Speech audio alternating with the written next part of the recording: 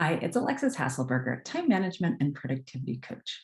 For a lot of people, at least here in the US, the last couple of weeks of December represents a little bit of a slower time. Lots of people are taking time off for holidays to be with family. Everything's slowing down just a little bit.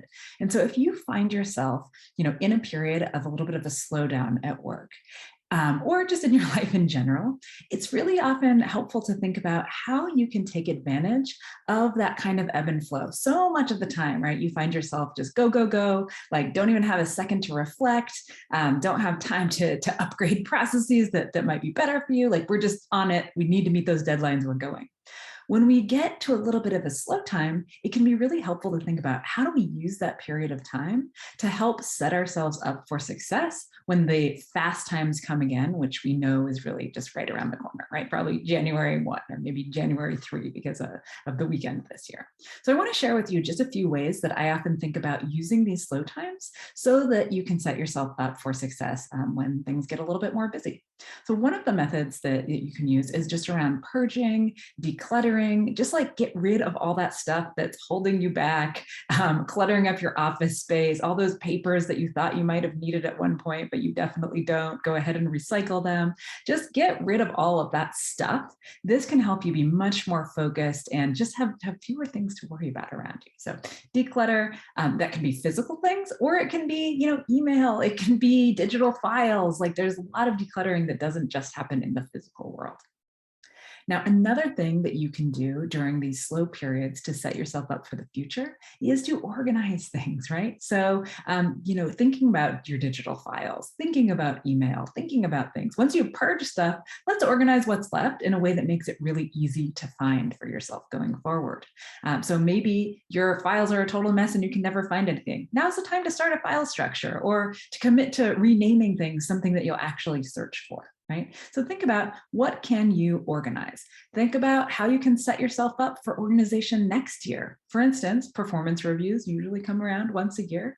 Can you create a label in your email called performance or kudos or review or something like that, where you are consistently labeling things that you want to include in your review for next year?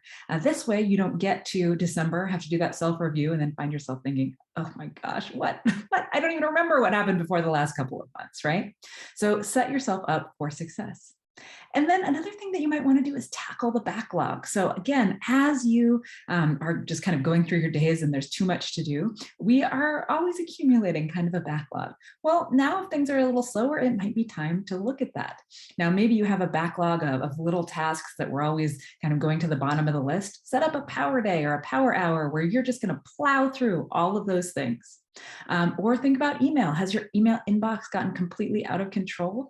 Well, now might be the time to tackle inbox zero and just take control of it. Don't worry, we're not going to tackle inbox zero by reading every single email that's in there.